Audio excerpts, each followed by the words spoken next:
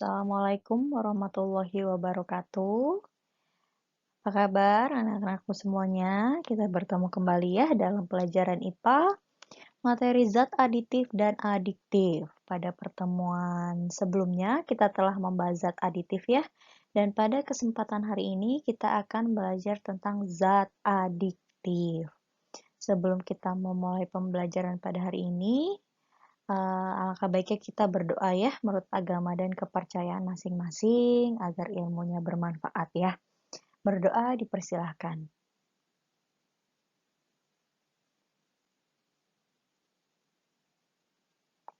Berdoa dicukupkan.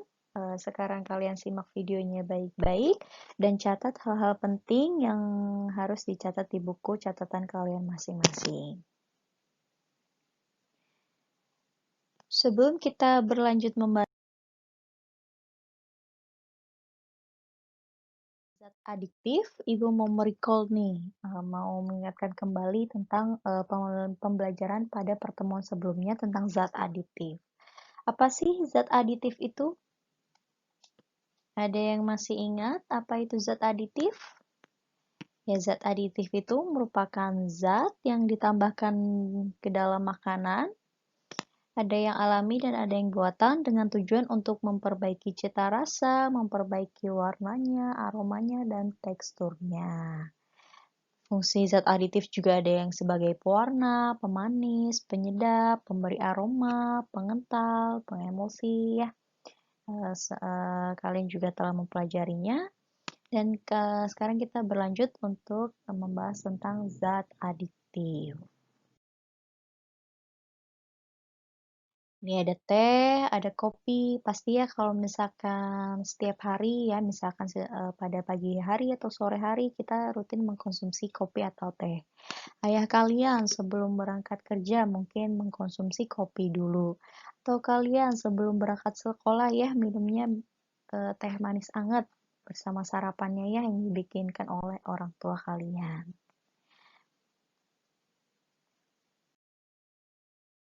Nah, apa sih yang terjadi jika kita tidak mengkonsumsi teh atau kopi dalam sehari saja? Itu pasti rasanya akan lemas ya, lunglai, lesu, pusing, seperti tidak bersemangat, seperti ada yang tidak kurang.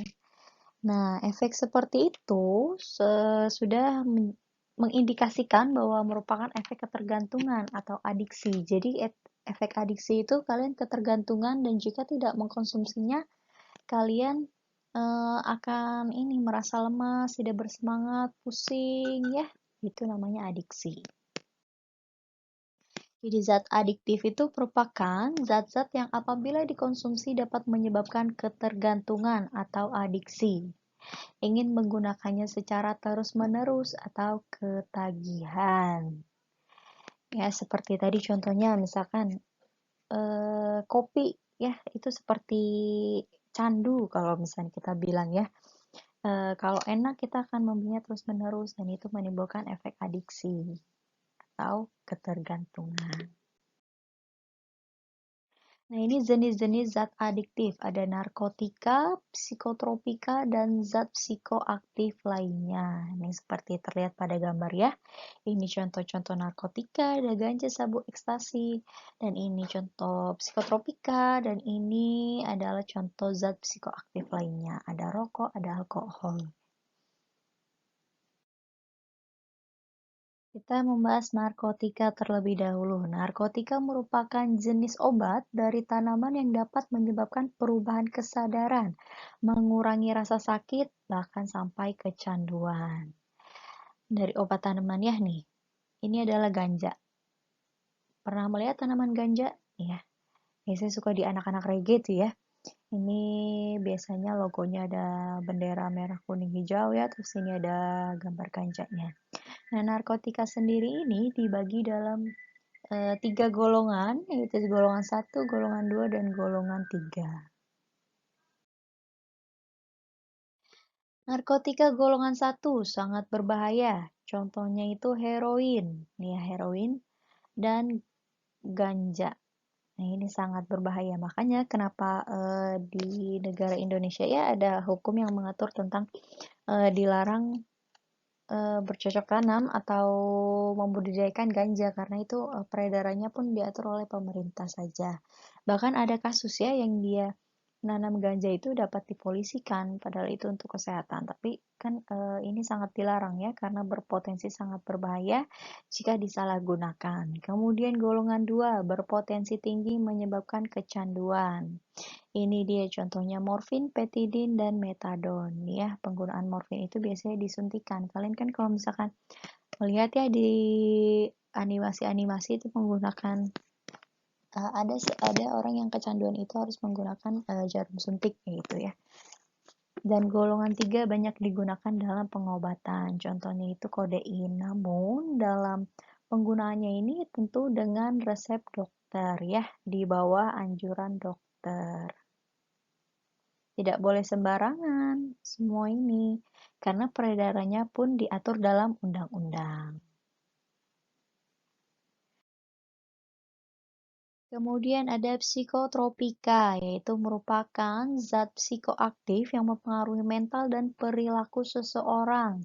Penggunaan psikotropika harus sesuai dengan resep dokter ya, karena obat ini tuh dapat mempengaruhi mental dan perilaku seseorang. Biasanya digunakan dalam pengobatan ya, pengobatan mental itu kayak misalnya seseorang yang mengidap bipolar, atau misalkan seseorang yang sulit tidur, ya itu biasanya dia konsultasi ke dokter psikologi, psikolog. Kemudian juga misalkan ada beberapa dikasih obat. Nah ini ya, ini jenis psikotropika yang itu penggunaannya sudah diatur oleh dokter. Jadi tidak boleh sembarangan dalam menggunakannya, dan psikotropika tersebut juga dibagi dalam 4 golongan. Psikotropika golongan pertama ini sangat kuat, berpotensi menyebabkan ketergantungan, dan ini tidak dapat digunakan untuk obat. Contohnya apa? Ekstasi. Ekstasi ini berbentuk pil. Ya, ekstasi ini berbentuk pil dan itu sangat dilarang sekali penggunaannya. Karena efeknya sangat kuat ya dan sangat berpotensi sekali menyebabkan ketergantungan. Kalau misalnya dia tidak mengkonsumsi itu akan biasanya berefeknya bisa sampai menyebabkan kematian. Kemudian golongan 2 berpotensi kuat menyebabkan ketergantungan dan sangat terbatas digunakan sebagai obat. Hanya sedikit saja yang digunakan sebagai obat. Biasanya obat yang dosis-dosis tinggi ya yang menggunakan ini. Misalnya untuk pereda nyeri, kalau orang habis operasi ya. Ini contohnya amfetamin, metafetamin. Kemudian golongan 3 berpotensi sedang dalam menyebabkan ketergantungan dan digunakan sebagai obat. Tapi jarang ya. Ya contohnya ini pentobarbital dan flunitrazepam. Kemudian golongan 4 berpotensi ringan menyebabkan kecanduan dan digunakan sebagai obat, dan ini sangat umum digunakan sebagai obat ya. Misalkan obat pereda nyeri, pusing ya, pusing kepala semuanya. Nah, ini contohnya diazepam, clobazepam, chlorozepam, nitrazepam.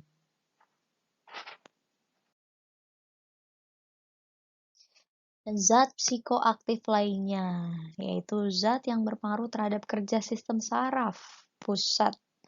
Dan jika disalahgunakan atau dikonsumsi dalam jumlah yang besar, dapat menimbulkan dampak bagi kesehatan tubuh yang berbahaya. Nah, ini contohnya ini ada rokok ya, rokok itu mengandung nikotin, dan ini ada alkohol. Ya, dan ini ada vape. Vape itu sebenarnya juga sama berbahayanya karena dia mengandung zat psikoaktif. Ini dia alkohol yang banyak digunakan yaitu etanol dengan rumus C2H5OH. Zat ini dapat diperoleh secara alami menggunakan proses fermentasi glukosa dengan ragi Saccharomyces cerevisiae. Bila mengkonsumsi alkohol, kandungan alkohol dalam darahnya itu menjadi tinggi sehingga orang itu kehilangan kesadaran. Ya. Dan ini alkohol ini merupakan zat yang keras karena bisa merusak hati itu jika dikonsumsinya secara berlebih ya, karena ini zat yang keras itu dapat merusak hati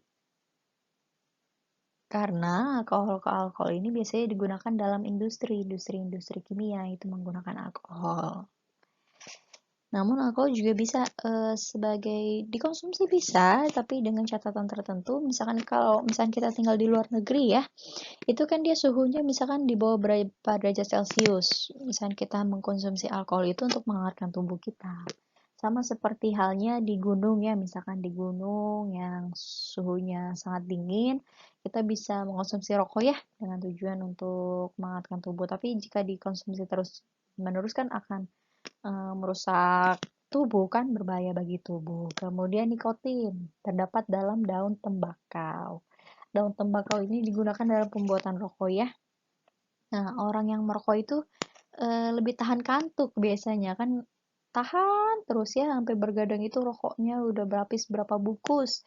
Namun sering dikampanyekan ya bahwa rokok itu berbahaya bagi kesehatan, terutama kesehatan paru-paru. Tidak akan terasa sehari, 2 hari, sebulan, 2 bulan, setahun, 2 tahun, Jack. Jadi kalau misalnya terus-menerus selama bertahun-tahun, ini dapat merusak paru-paru. Paru-parunya akan rusak. Ya, karena dari nikotinnya tersebut, dan rokok itu asap rokoknya itu sangat berbahaya yang kita tahu ya, bahwa asap rokok itu mengandung karbon monoksida. Karbon monoksida itu dapat mempengaruhi eh, ikatan oksigen kalian. Jadi darah itu kan mengikat oksigen, hemoglobin dalam darah itu mengikat oksigen. Kalau misalkan kita yang dihirup ada karbon monoksida, oksigennya tidak akan menempel dalam hemoglobin, jadi terganggu proses peredaran oksigennya. Kemudian kafein merupakan zat alami yang terkandung dalam kopi. Bahwa kopi itu memang kopi dan teh itu memang secara alami mengandung kafein, dan ini kafein juga berpotensi menyebabkan kecanduan. Makanya kenapa jika tidak mengkonsumsi kita akan lemas ya, akan lemas, lunglai ya, tidak bersemangat gitu karena kita sudah kecanduan.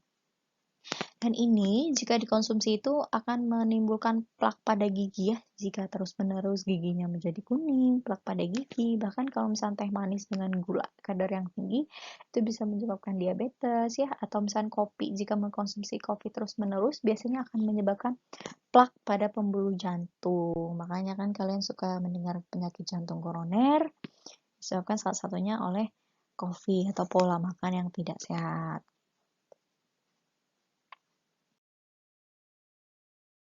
Nah, ini merupakan dampak penyalahgunaan narkotika. Seseorang yang baru mengkonsumsi narkotika, biasanya itu dia akan merasa lebih tenang, lebih rileks ya, tergantung efek yang ditimbulkan, atau merasa berhayal ya, seperti di mana gitu kan. Kemudian dia mengkonsumsi terus-menerus nih ya, dalam dosis yang banyak, efeknya yang panjang kan. Nah, terus suatu ketika dia tidak mengkonsumsi. Nah, ini apa? Tidak mengkonsumsi zat. Biasanya ini akan timbul sakau atau putus zat. Yaitu kayak sakit badannya, meriang gitu ya. Karena sudah tidak mengkonsumsi lagi. Kemudian jika dikonsumsi terus-menerus, dia juga bisa menyebabkan overdosis. Dosis segini kurang, saya tambah lagi dosisnya lagi. Kemudian overdosis. Dan bisa menimbulkan penyakit seperti gangguan jiwa, TBC, hepatitis, ya, HIV/AIDS. Kenapa HIV/AIDS? Karena yang tadi kan ada penggunaan psikotropika ya, atau narkotika yang digunakannya melalui jarum suntik. Biasanya jarum suntiknya digunakannya berkali-kali dan secara bergantian antara orang yang satu dengan orang yang lain. Nah, ini sangat besar resikonya dalam penularan HIV/AIDS. Makanya ketika seseorang telah kecanduan narkotika, itu dia akan direhabilitasi karena ini efek-efek yang ditimbulkan itu sangat luar biasa berbahaya, sehingga perlu direhabilitasi agar sembuh dan dia tidak menggunakan lagi serta tidak ketergantungan lagi. Kecuali penyalahgunaannya itu dalam memperjualbelikan, dan itu sangat dapat merusak orang lain, sehingga dia harus dipidanakan. Mengapa dia menjual zat yang berbahaya, zat yang terlarang, dan menimbulkan dampak yang besar untuk orang lain. Tuh, makanya dia harus dipidanakan. Dampak penyalahgunaan psikotropika nih ya, secara fisik, emosi, dan perilaku. Dilihat ya, ini sebelum menggunakan. Ini before. Nah, ini afternya nih, setelah dia mengkonsumsi psikotropika. Ya, dilihat dari segi fisiknya, jadi kurus, matanya cekung, ya nih, pucat, biasanya ini matanya berair merah gitu kan. Dan secara emosi ini mereka sangat sensitif. Karena sudah terganggu mentalnya, jadi sangat sensitif, tersenggol dikit bisa marah, emosinya naik turun, sikapnya membangkang ya, karena dipengaruhi, bukan dirinya, dipengaruhi oleh zat tersebut yang mengubah perilaku mereka gitu. Jadi perilakunya itu bisa tidak peduli terhadap lingkungan sekitarnya, jauh dari keluarga, mengucilkan diri gitu, karena mereka sudah merasa bahagia dengan dirinya sendiri. Padahal tidak, mereka sedang menghancurkan dirinya sendiri. Ini mereka sering malas-malasan, tidak ingin bekerja karena ya mereka sudah merasa dirinya cukup, padahal sebetulnya tidak. Sering lupa tanggung jawab, bahkan ada yang mencuri, bahkan ada yang takut air. Maksud takut air di sini tidak mandi ya. Karena mereka lebih nyaman dengan seperti itu, tidak menyadari dirinya bahwa sudah berubah.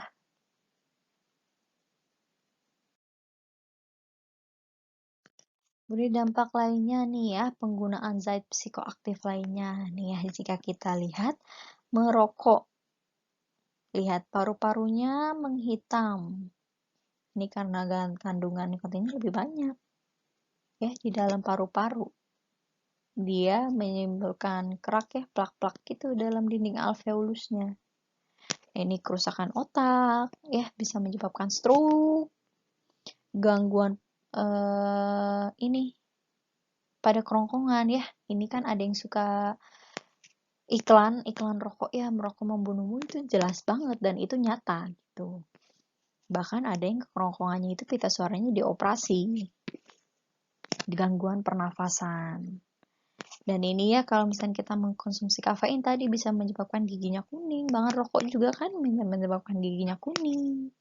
Dan pastinya ya, ini semuanya menguras dompet karena membelinya itu tidaklah murah, sangat mahal membelinya.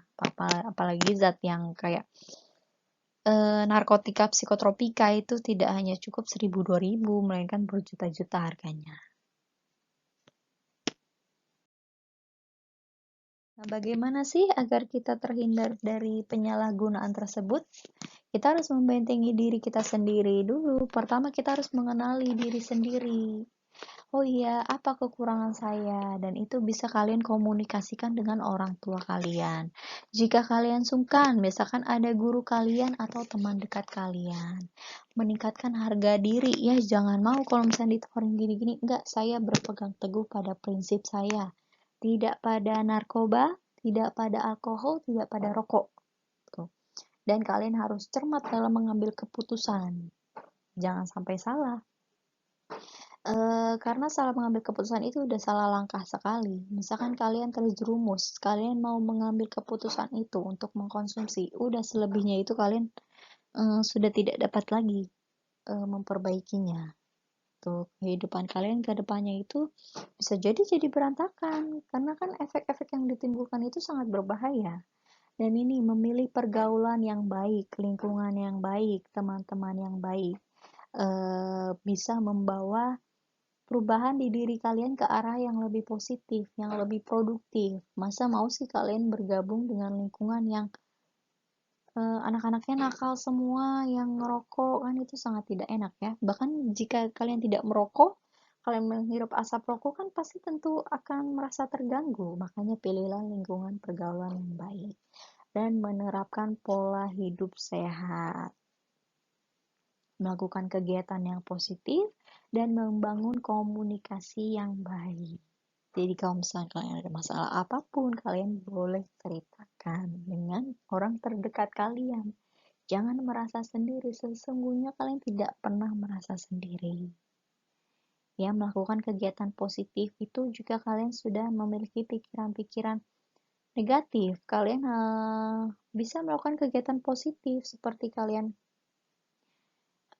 membuat kerajinan, itu kan sesuatu hal yang positif ya. Itu kalian ini semua merupakan upaya pencegahan diri. Nah, diharapkan kalian menjauhi ya penyalahgunaan tersebut. Itu jadilah generasi yang sehat, generasi yang cerdas, dan generasi yang katakan tidak pada narkoba. Sekian penjelasan dari Ibu, semoga bermanfaat dan kalian dapat menerapkan dalam kehidupan kalian sehari-hari. Assalamualaikum warahmatullahi wabarakatuh.